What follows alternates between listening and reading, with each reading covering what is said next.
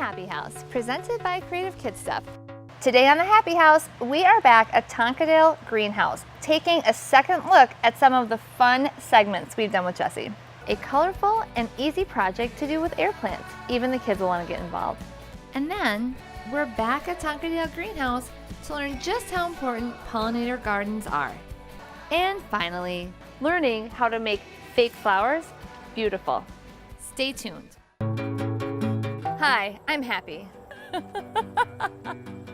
I learned early on things are much easier with a little help. I also have a few tricks of my own to share. It's go time, people. Welcome to the Happi House, presented by Creative Kid Stuff.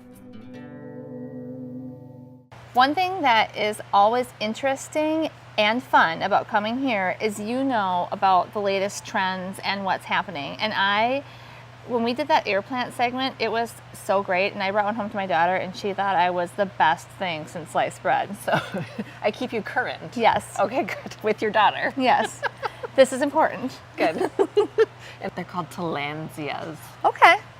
Noted. I love air plants and using them in creative ways around my house, and with Jessie at Tonkadale. And you've got a really cool project you're going to show me. I do. So it's fun to arrange air plants in hanging vessels and the sort of thing. So we have these clear glass containers, which you could just do air plants in by themselves, obviously, but we're going to fun it up a little bit here and use some colorful sand and rocks and moss and things. So another great way to include your kids in gardening or include your kids in living things, which I think is also wonderful. Bringing up the next generation of gardeners. It's just to kind of it's to fun it up. Fun it up. I've never used that expression before, but I'm going to adopt it. You should. So would you like to be pink sand or green sand today? I am going to go green sand. Okay, I'll be pink. You might want to kind of like cradle your vessel. Okay. So you can work in one hand. Cradle my vessel. This is how I always held my children, with the head to the left. I don't know, it's a habit. Well, better than head down. Okay, so how much sand am I going to put in here? I think you should use the whole container. Mm-hmm. All right. More is more when it comes to colored sand. Fun it up. I think I'm going to do some more.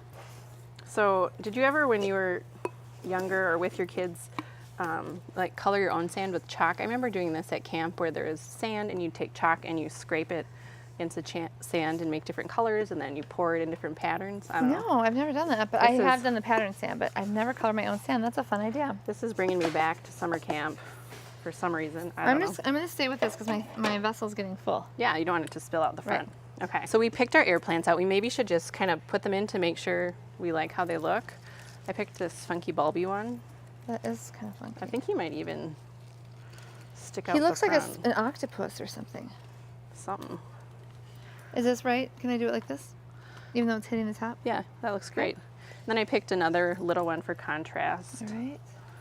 We're going to kind of just arrange them in there. I'm going to tuck it in close. I like it when things are close to each other. Then I have some other items that you could have from things you collect at home. Doesn't everybody have like a button drawer? Yes, or a button, something? A button jar is what I have, yeah. Yes. So I have some colorful buttons. If you want to use those, you're welcome to. Okay. I also just took some rocks and things, and I just dipped them in a bucket of paint and let them So these would be really cute dry. to I always know people like to collect rocks and items when they're on vacation, like driftwood or whatever. So it's kind of a way to make things personal. You could make it like a memory. Or it'd be cute to make like a jungle scene in one of these with Totally. kids. Yeah. Okay. So I've got the rocks. I'm loving the rocks. You're going to use some buttons. I have some moss here. I love buttons. This is a preserved moss. It's not living. It's dried and dyed, so it's kind of preserved. I thought that would be kind of neat. Okay. In there too. Look how colorful that is, and really so easy. Buttons. They are looking. a little bit heavy, so make sure wherever you hang them is secure enough. While we were foraging for these items, we also got some birch logs and then painted them. I love how colorful this is. So I think we'll tie them on here, and it'll be this whole kind of look. This would be adorable in a playroom. I was gonna say like a kid's room or a playroom. Fun. Or at a school, like a preschool room, don't you think? This would be adorable. I think they love to hang stuff in preschool rooms. So what I'm wondering, Jessie, is we've put this together. Now, how do I care for these plants or make sure that they stay living? So air plants are super simple. They're taking their nutrients, humidity, and from the air. Their roots aren't in soil at all, so there's no way for them to get collect water that way. You just want to take them out of their vessel once per week and soak them in a bucket of water for about 5 minutes. Okay. So super easy. So just plop, take them on out and plop them back in. You got it. You could even, if this wasn't a preschool room or a kids room, do like a funny thing where you change things up every time you watered them, so it would be a different scene for the kids. Yeah, that'd be super cute. All right. Thank you. This was really fun. You're welcome.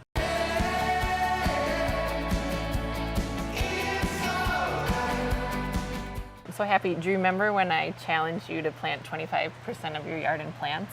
I do. How's that going? It's not going that well, Not yet? but I'm making baby steps. I had a lot of container gardens last year. Good. That's amazing. So pollinator friendly plants is like super important to me and our pollinator friends. So keep it up. I will. I love learning about them. Yeah, that was fun.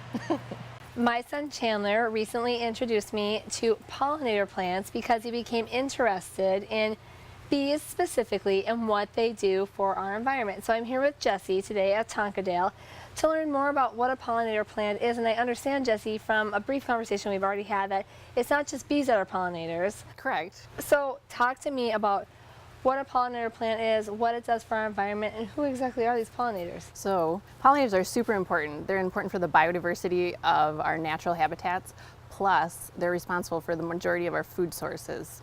So, you know, you've seen those diagrams on the internet where if pollinators and bees were eliminated, you know, you'd be left with some lettuce and some kale or something, and there'd be nothing left for us to eat. Like fruits and all of those kinds of things? Pollinators are responsible for all of that. So we're not just concerned about bees, we're concerned about butterflies, hummingbirds, even bats, beetles, flies, birds, things that help move the pollen around and mix up the genetic diversity. So that's interesting. They are basically a transport system for our pollen. You got it. And so a lot of times we focus on kind of these key species like honeybees and monarch butterflies, which is great because paying attention to those two guys helps us to pay attention to everybody. I read a really interesting article about a year or so ago, and the author was challenging everybody to plant 25% of their own yard in garden or plants for pollinators or just something other than grass. Any kind of garden, can it be like vegetables or anything like that? So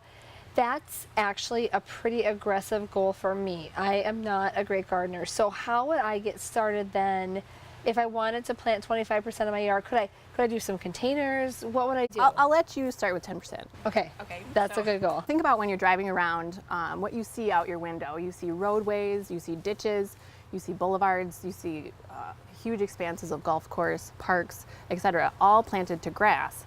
And there's a lot of these areas that could really be, you know, pollinator sanctuaries to help create more food and refuge for these special insects. To start small, you know, if you're going to start small at home, the main idea is to plant clean plants. So you want to plant plants that are free of chemical residues and chemicals that are dangerous to bees and other pollinators. So you want to check with your garden center and see what kinds of things they're using, what's the efficacy of some of the chemicals they're using. You know, everybody's talking about neonicotinoids right now, so you want to choose your plants from a grower who's neonicotinoid free, etc. So finding a clean plant first, inquiring if they are friendly towards pollinators.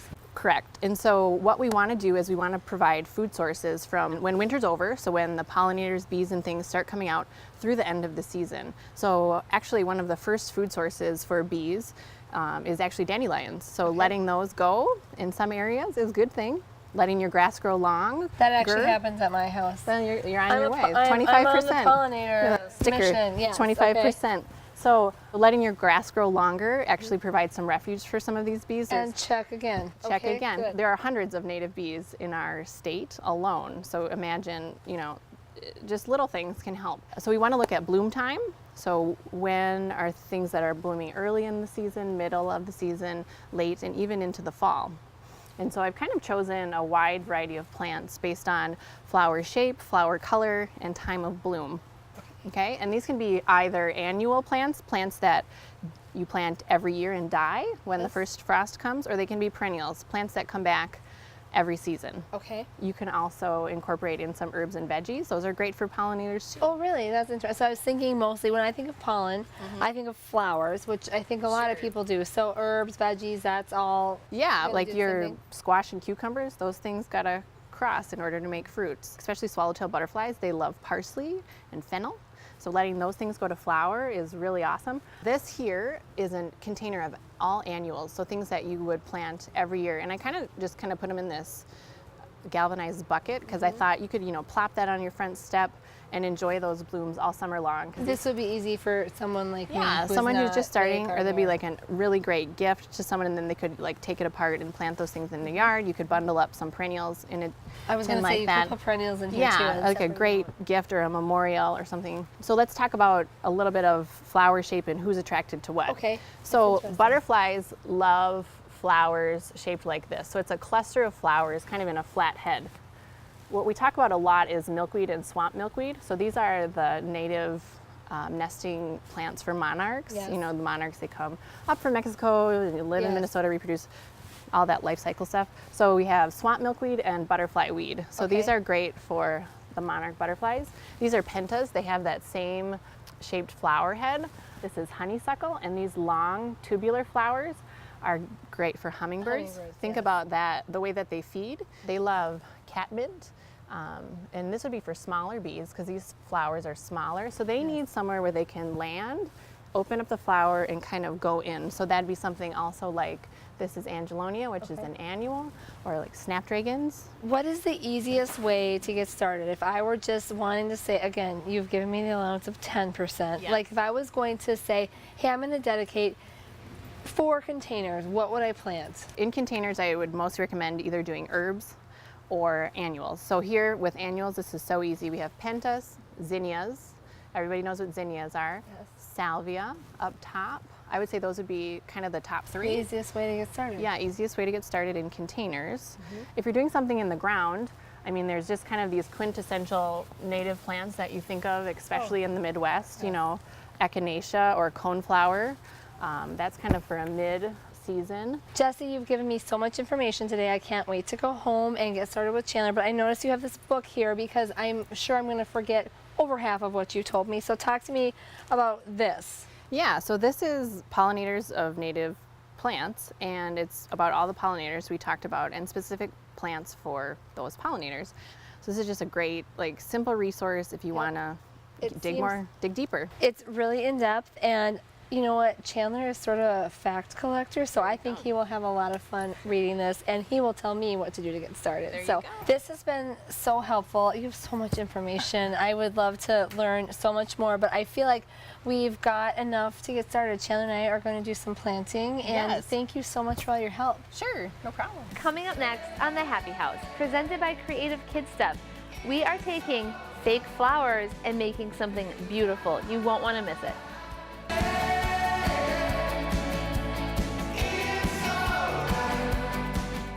Jesse, one thing you taught me is that permanent stems or artificial flowers, whatever you want to call them, are not just for grandmas. Definitely not just for grandmas. There are some beautifully crafted stems that we've used more than once. Yep. I love the beautiful wreath we made. Let's talk about fake flowers. Remember those from your grandma's house? Actually, fake flowers or permanent stems are very useful because we can't always keep things fresh, and permanent stems can be very useful. So you are going to teach me how to make something fresh, modern, and not like an arrangement my grandma used to have. Exactly. So think about using permanent stems just like you would like put a throw pillow on your couch. You're going to freshen up a corner. You could do a wreath outdoors. It's something you don't really have to take care of, but it adds texture and color and tells the story of that season. These actually look very beautiful and really lifelike. Yeah, I mean, there's lots of really good stems and there's lots of really terrible stems. So we're going to stick with the good ones. Okay. My favorite part about doing this is putting together the combination. So I walk through the store and I'll just kind of gather, things that look nice together. And, you kind of want to create something like a bouquet that would look good in a vase, and then we'll translate that onto a wreath. So I like to pick something a little chunkier. So this is like a lamium, something potty, or like this is a pussy willow. Yeah. So something with pods or whatever. And then a flower. You don't have to have a flower, but a pretty flower spike. And then something that can be like a focal point or just a little button. Kind of the punch in a way. I punch, mean, yep. because this is, so yes, we've got something chunkier and then texture here, the flower which softens it, and then this bright green gives it the spark. You got it. So this is your, take this out because we're not going to put that in the clump, but we're going to create 3 clumps just like this. And so you'll want to have a couple tools. A bolt cutter is good for cutting down these thick wired stems, so you could probably get around, let's put it on the table actually. Okay. You can probably get around all 3 of them with the bolt cutter. I love it. And you can use a wire cutter for the detail work. These are good tools to have. Do you have your own toolbox? I do not have a bolt cutter. I do have a wire cutter because that comes in handy for a lot of different things. It does. All right. So we're back with the zip ties. So I'm just going to have you zip tie it together. I love zip ties. They're very satisfying. I know, you got to hear that zip though. Got it? Yeah, okay. I hear it. That's it. We just repeat that 3 times, but Okay. you know, obviously we've already prepared. We've prepped some of them. Prepped our items. So we have 3 identical clumps, and that's what we're going to use on our wreath. So we have our wreath form here, and I like, this is a euonymus vine wreath form, and I like it says depth, okay? Yes, it is deep, and it's spacey. Is that going to be Spacey too, important? because you can also use that as kind of a structure to get your stems in there if you need to, okay? So we're going to use zip ties again, but we're going to do like a crescent shape, so it's going to be here and here. I get the I'll hold small- them and you can zip tie them. Big zip tie or small zip tie? I think small zip tie will do it here. These are light enough Small zip tie. stems that they will just require, and I would do 1 zip tie around each bundle. Okay, I think that one's on. Okay, and then the other one? Yeah, and this one I did kind of stab in, but you can just, I would attach it just because Well, yeah. in case there's a strong wind that suddenly comes by. We're going to do kind of a offset crescent, Okay. high and low. So this way you don't have to worry about decorating it all the way around. All right.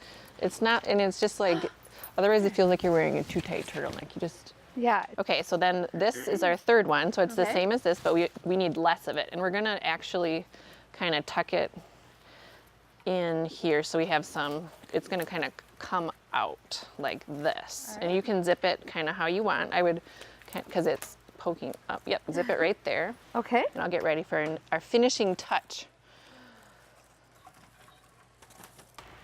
There. That's pretty good. Okay. So this is Twisty Vine. Twisty Vine Vine. makes everything better. Okay, I like it. So unwind. Let's figure this out. So we just need a couple lengths of Twisty Vine because we're going to just kind of snarl it up. I know what a snarl is because I comb them on my daughter's hair, but I don't know. I've never used Twisty Vine. So it's almost like we made a bow, but not really. Okay. And then I have one of these taped wires, which are amazing.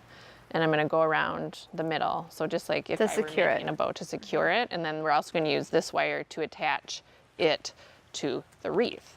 But the last thing we need to add is our cute little Punch. Yeah. punch. Yep. So we're going to kind of weave that in. And we could have probably attached it with our 1 wire, but we want everything to be really tight so it doesn't flop around.